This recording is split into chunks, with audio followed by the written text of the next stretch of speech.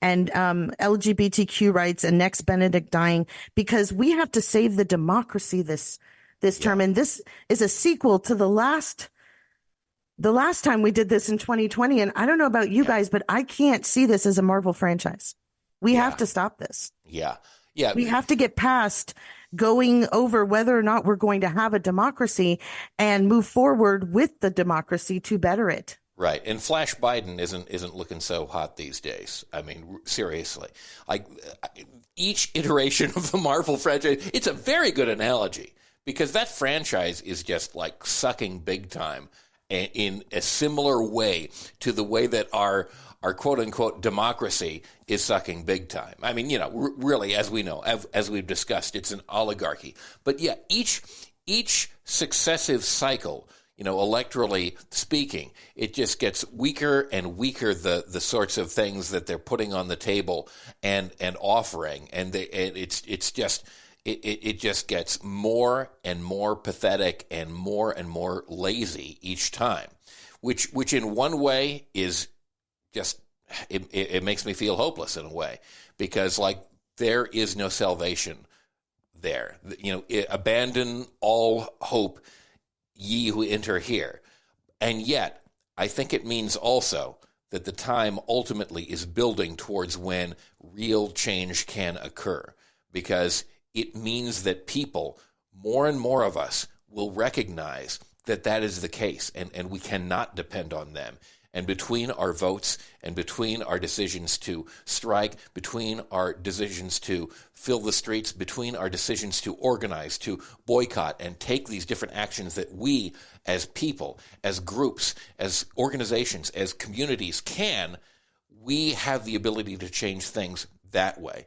But we are no longer, increasingly, we're realizing that structure is not something that we can depend on. And so, Marvel, government, sorry, but we're not buying it anymore. We're not reserving seats in the electoral system through Fandango. No, because think about it. Like, we're asking for the bare minimum. I'm just asking that me and my daughters and everybody else with a uterus has the right to make a decision for their own body. The same rights that you, Beowulf, and no one's ever questioned a body part of yours, or whether or not you're allowed to use it, or how you can use it, or when you can use it, and when you can restrict the use of it. Yeah. So I'm just asking for the same courtesy that Beowulf gets. Yeah. That's all. Yeah, no, that's all we need. And that's the bare minimum. That's just, I'm asking to be treated like a human being. Yeah. That's where we're at. And that's what we're asking from our elected representatives, whether it's the president and our state legislature and our mayors. That's right. Everyone down ballot and up ballot. We're just asking for the bare minimum. Just treat us like human beings, please. And we're not even getting that. Something has got to give.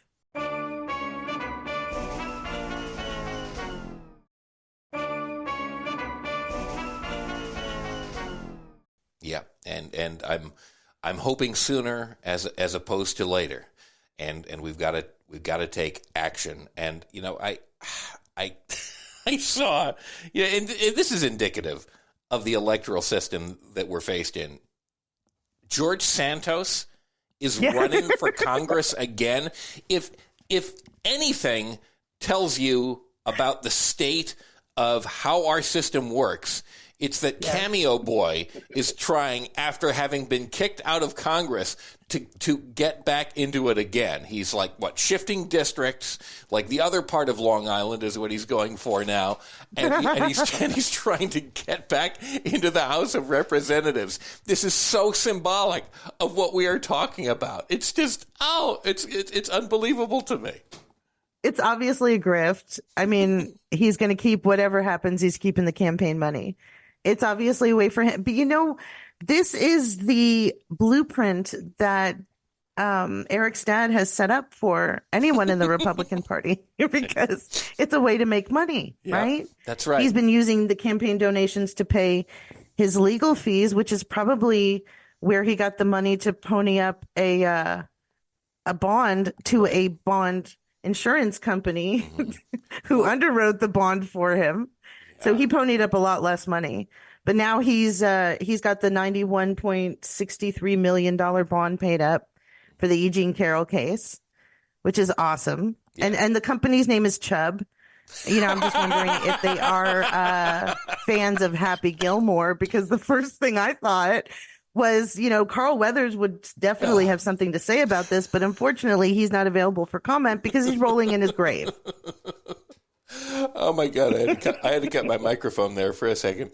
This is basically the upper class version of a bail bond is really what it is.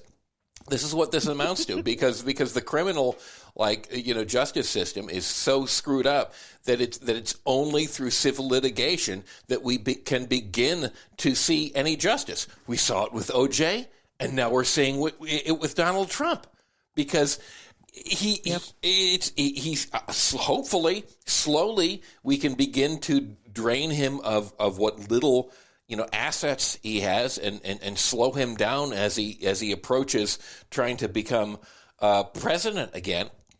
But it's not a particularly positive prospect. And then you see at the same time the grift being run by George Santos. At the same time, the RNC now is going to be co-chaired by none other than Laura Trump.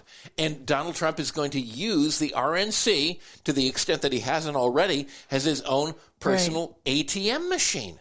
It's just unbelievable how deep the grift goes on this. He's really, I'm sorry, folks, but he's broke-ass bitch. The coffers in the RNC is only 8 million liquid. He should do cameos. They don't have a lot. Donald Trump and the whole Trump family should be doing like Christmas cameos or something like that. Starting in midsummer, getting ready for they should do personalized holiday greetings, so that this could run the whole. I think that's a better grift, frankly, than the Trump coins and the Trump and I'm going to get the initials wrong. NDPs, or the non-fungible NFTs. Thank you. There you go. NFTs and the air treasons that he was selling, and the ode to prison sentence. Smells like winning. It was some sort of parfum. Go straight to the source. That's a much better option, I think. Go the George Santos route. He's trying to get back in. Donald Trump's trying to get back in. Obviously, they're sharing some ideas. Like somewhere in a bunker, they have gotten together and had a secret meeting, and they're obviously coordinating to a certain degree on their political directions, because they're both doing so many of the same things. This could not be coincidence. They are learning from each other. It's a certain type of disgusting grift con artist. Mm-hmm.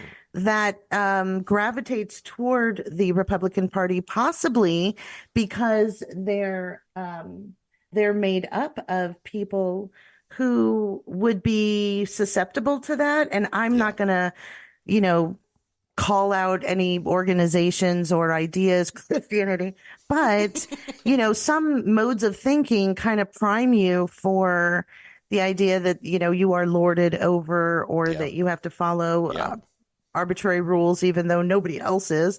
So that would make you susceptible. Or if you're constantly asked for money under the threat of eternal damnation, maybe you would be prone to maybe giving this guy a couple of bucks. Yeah. Keep him out of prison. Yeah, I don't know, just a thought. They both have the profile of being habitual liars. You can sort of compare it to the more outlandish, aspects of Christianity. Yeah, I walked on water. That's the ticket. Yeah, I turned the water into wine. That's the deal. Yeah, they can't stop lying about things that are completely obvious to everyone else, and so at a certain point, a critical mass of people, or uncritical, basically just kind of go along with it and throw their hands up and say, okay, I guess this is just what this guy is like and says, and God, you gotta resist that. You gotta push back against that. But it's amazing, how much bullshit can be processed by the human mind that is open to a particular set of suggestions, that has a preset bias in that direction. You can shovel a lot of shit in that direction before any consequences are going to result. Yeah, that's to me, that explains why, um, what is her name? Katie Britt Uh, said the dumbass shit she said in front of a kitchen, sitting at a little kitchenette.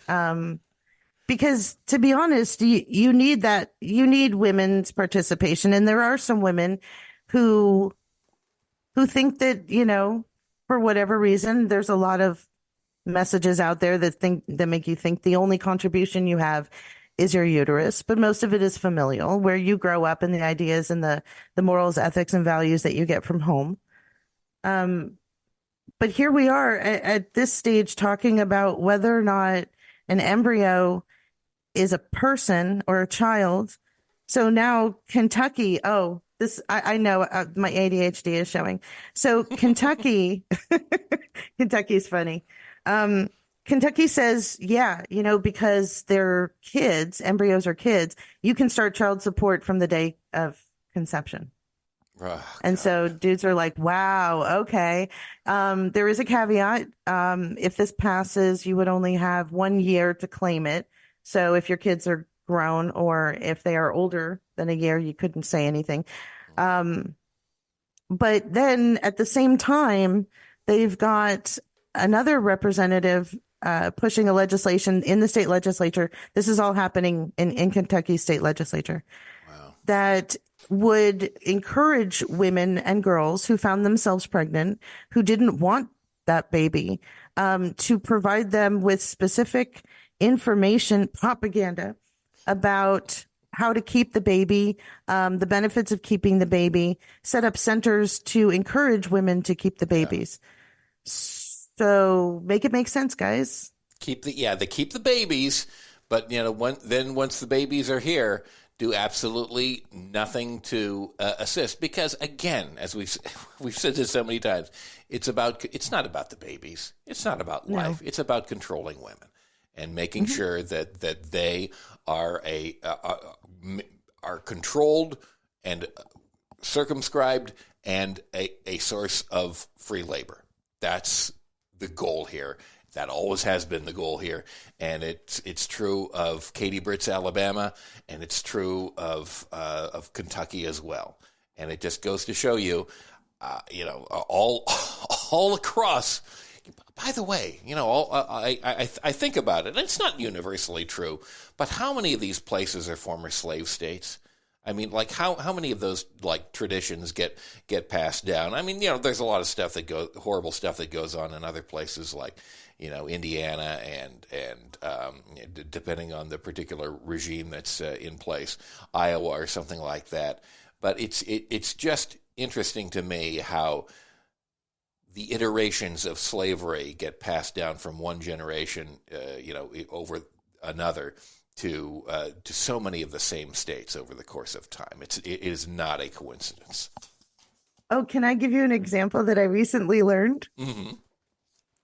And I will be talking about this in depth on my show. Cool. So Missouri just passed a law, or not just passed, has a law in their books that says if you're pregnant, you cannot get a divorce. Ugh. And you have to wait until after the baby's born. And that is so that they can set up a parenting plan and child support. By the way, none of that is necessitated by the child's appearance at the hearing or involvement in the negotiations.